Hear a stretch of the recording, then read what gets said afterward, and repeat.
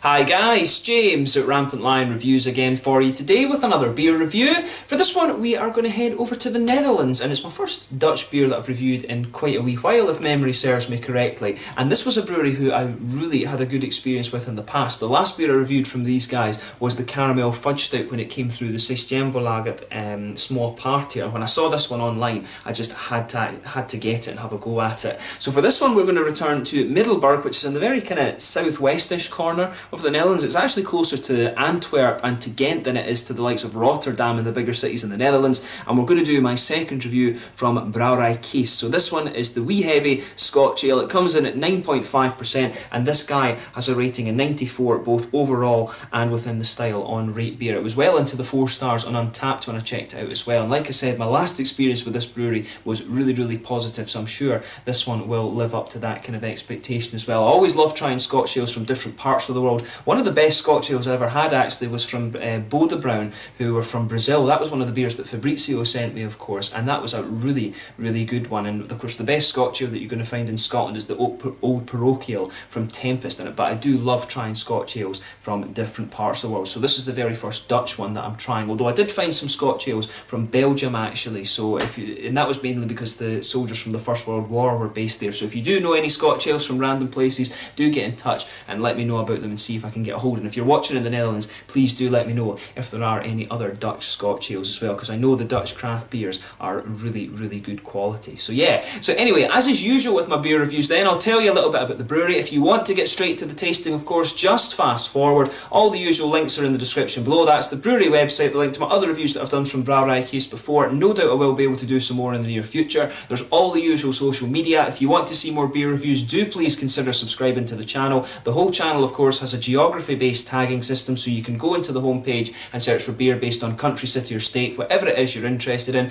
Do check out the playlist of beers from different countries. There is one there for all the Dutch beers that I've reviewed for you. That's being added to every so often, of course, just whenever I can. And as always, please do get in touch and let me know some of the other beers and breweries that you guys would like to see me review. It's always great to hear from you guys that are watching the videos, and the support that you show the channel is hugely appreciated. So anyway, to tell you a little bit about Brouwerij Kees then. So as I told you, Brouwerij Kees are based in Middelburg in the Netherlands, very much in the southwest corner. It's almost on like a kind of little island, closer to Antwerp and Ghent rather than Rotterdam and things like that, like I was saying. But the company was founded by Kees Bouwerman in 2015, and Kees started homebrewing back in 1996 in his kitchen with a small 10-litre kit, and this allowed him to experiment with many different styles of beer with different hops and yeasts and malts and all of these kind of things, and he developed quite a lot of recipes and stuff when he was doing that. But in 2007 he became the master brewer at Brouwerij Emelisse, and he worked there for 7 years and helped them expand their repertoire and also their brewing capacity and things like that. And of course they are a very well established Dutch craft brewery these days. I do need to make sure I review some of their beers for you at some point in the future, because they're supposed to be very good as well. But Kees apparently used crowdfunding to start up his own brewery, and they've been growing steadily ever since inception actually. They've been expanding their capacity. I don't know if they might have moved actually since the last time I did a review for these guys too. I'll need to check that out in time for my next video, but I was just very eager to try this one and see how it turns out. But yeah, that's all you need to know about this brewery. They've got quite a big regular range actually. They've got their seasonal beers. They've also got a barrel aging project as well, and several one-off beers. I'm not sure if they're starting to experiment with sour beers as well. I need to check that out. But as I say, these guys, in my experience, the stout beer that I had, the Caramel Fudge Stout, was a bloody good beer. So I'm really looking forward to trying their Scotch ale and seeing how we get on with that. But yeah, so just to tell you a little bit about the specs of this beer then, as I said, this one comes in at 9.5%. It's hopped with Fugels and East Kent Goldings from England, and it's also got some Matoika hops from New Zealand as well. The malt base in this one is Pale Ale, Munknat, Caramel and Black malts, and it didn't actually say what the yeast strain was on this one. But yeah, really nice looking beer, this one.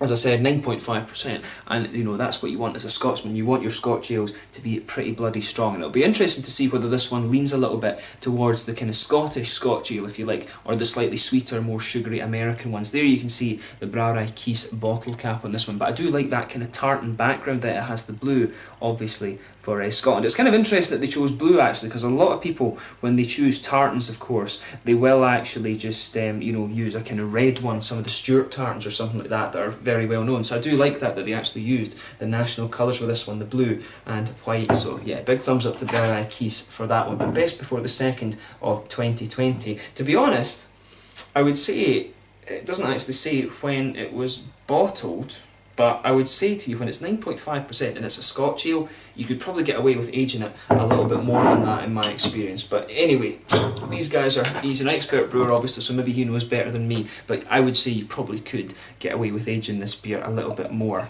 than that, because I think it's probably been bottled fairly recently, probably within the last 6 months or so. And as I say, with a Scotch ale, you can afford to do that. This isn't a beer that you want to drink fresh immediately. You need to give it a little bit of time to mature, if you like. But yeah, as you can see, and as you'd expect from the Scotch ale, this one's actually a little bit, is actually quite a dark example. Some of them can be a little bit redder than that. But if I hold it up to the light, oh no, yeah, if I hold it up to the light, it's definitely got a little bit of that dark kind of ruby quality to it. It's more of a kind of dark chestnut, this one. I'm not sure how well you can see that on the camera, of course, but if I shine it in front of this light that I've got up here, you can definitely see it's got this nice dark ruby kind of chestnut colour to it. There was a quarter finger of a frothy sort of beigey tan head on this one. If I sugar the beer up, it does start to get a little bit of that head back. But yeah, I think it's definitely a sort of tanny kind of beigey head that this beer has. There's one or two big bubbles sticking towards the side of the glass and a few little ones going up towards the bottom of that, where that head should be actually, but overall it does seem like quite a calm and kind of oily beer, this one. You can see the lacing on the glass there just going quite down, so that tells you it should be a pretty sort of full bodied beer. If I put my fingers behind the glass, you can see it is, if I hold it up to the light, it does have a degree of transparency, but it is quite opaque actually. You probably can't see that on the camera right enough, but yeah, it looks really nice. So let's take a closer look at the aroma and see how we get on. Incidentally, you can smell a little bit of red fruit coming off this one and a little bit of caramel, but not too much in the way of a kind of passive aroma, if you like. So we'll have a little look at it a little bit more actively. So yeah, with this one, definitely a nice little bit of a bready malt base in there. You can smell the sweet kind of caramel notes. I was actually reading as well the description of this beer on the website, and it was weird because with the Swedish and German background that I've got, I can actually read the Dutch. The Dutch seems to be somewhere in the middle of Swedish and German actually, which is quite funny.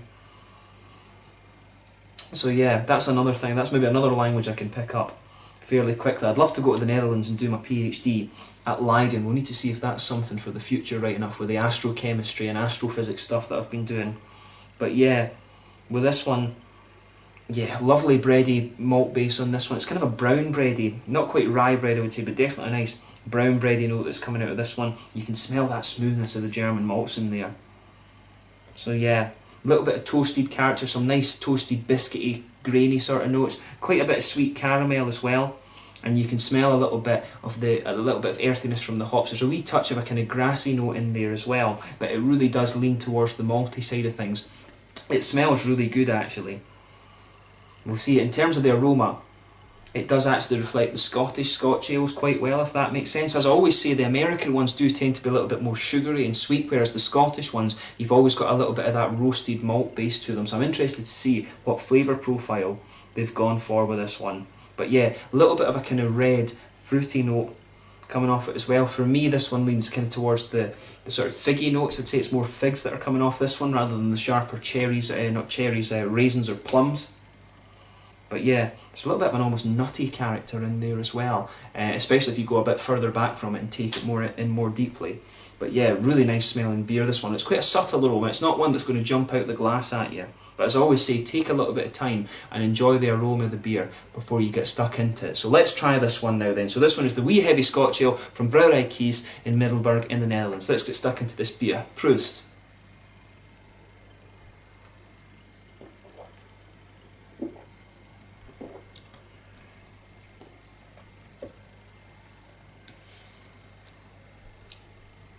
That's nice actually. That is pretty bloody nice, I have to say. It's interesting because it definitely has, it's almost got that kind of keg mouthfeel to it. It's got that nice sort of keg mouthfeel quality.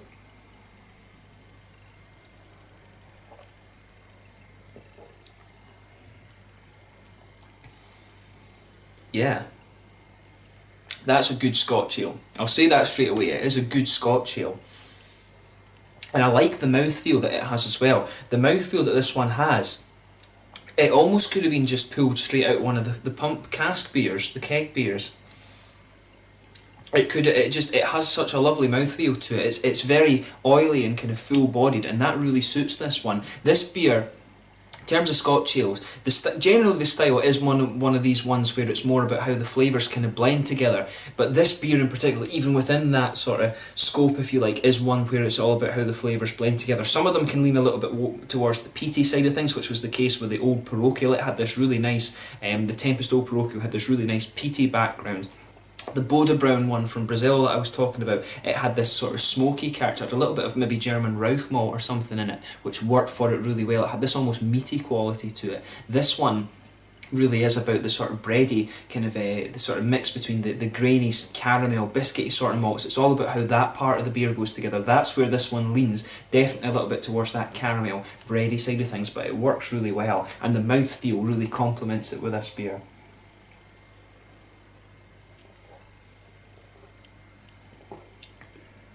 Yeah, I mean, as I say, it just goes together really well. This is one of the smoothest beers, you know, off the top of my head. This is one of the smoothest beers I think that I've reviewed on the channel, out of a bottle, of course.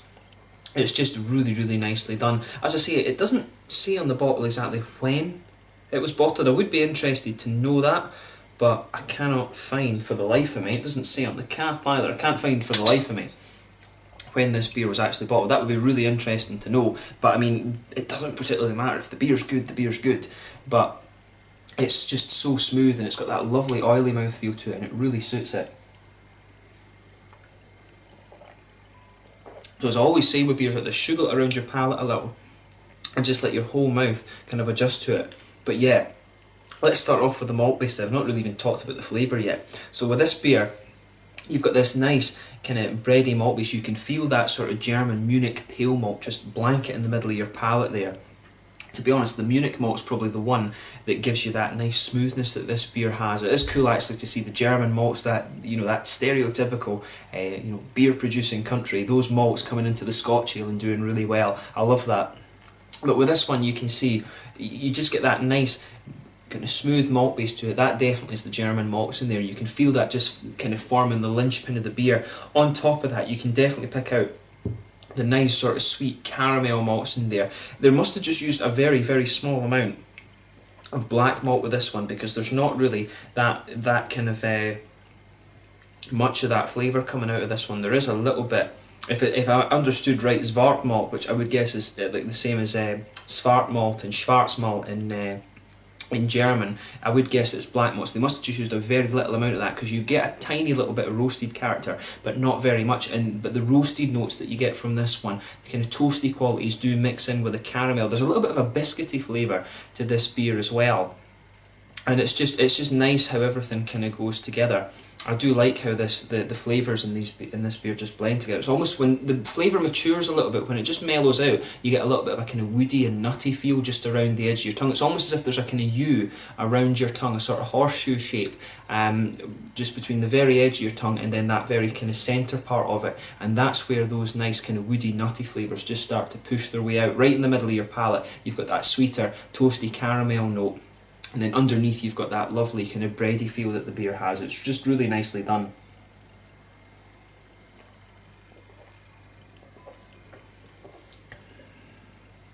In terms of the Scotch ales I've had, it's not the most complex one that I've come across. But it's one of these ones that goes kind of straight up for the style, but it does it really bloody well. That's what I'd say about this one. It's got everything that you would want from it. The Old Parochial that I had before, that was mentioned from Tempest, that's a really quite complex one. It's got all these different elements playing around in it. This one is quite straight up. And I'm pretty sure I said the same actually about the caramel fudge stout that I had from them. That beer was the same, but it went for the flavour and it just did it really well. I think that's the kind of feel that I'm getting from these beers, from the Kees beers, is they're very straight up. They go right down the middle of the line. Go right down the middle of the track with the style and just perform really, really well. And that's the impression I've got of this beer, definitely. So on the hoppy side of things, back corners of the palate, there's a light earthiness in there. There's a wee touch of herbal quality just in front of that, and you can feel that spreads, that kind of earthy herbal quality spreads along towards the front corners of your palate. There's a little bit of floral note there, and then as you go round the front curve of the tongue, it's a bit lighter and a bit grassy. Then just behind the front curve of the palate, that's where you get this nice sort of little oily bubble where the fruity esters start to come out of the beer.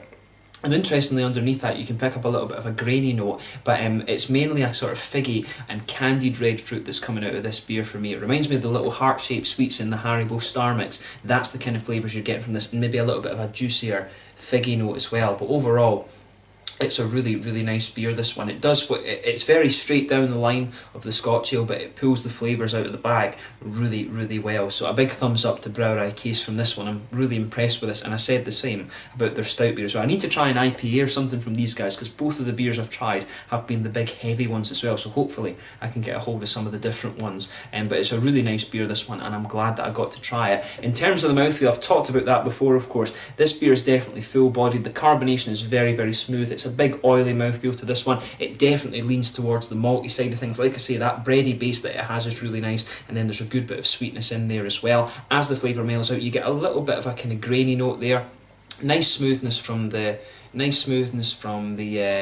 hops on this one, a little bit kind of herbal and just a little touch of bitterness, but the IBUs on this beer will be very, very low, and a little bit of juicy fruity quality as well. But overall, a really, really nice beer, and I'm glad that I got to try it, so a huge thumbs up to Brouwerij Kees from this one. As I say, it's a Scotch ale that goes right down the track of what the style should be, but it pulls the flavours out of the bag very, very well, and I think that's the kind of feel that these guys go for with their beers, so I definitely look forward to trying some of the other ones. I need to try an IPA from these guys and just get something at the lighter end of the spectrum to review for you guys too. That's always a good way to get a scope of a brewery, but I've been very impressed with the two beers that I've managed to review so far. So yeah, I think that's a good way to kind of sign off on this one. The wee heavy Scotch ale from Brouwerij Kees in Middelburg in the Netherlands. A really, really solid Scotch ale, and I'm glad I got to try my very first Dutch Scotch ale as well, so please do let me some more in the description below. But once again, thank you for watching my beer reviews. Until the next time, please like, subscribe, share, all the usual YouTube stuff. Let me know your own thoughts on this beer in the comment section below. Let me know what your favourite beers are from Brouwerij Kees as well. Let me know some other Dutch Scotch ales, like I was saying.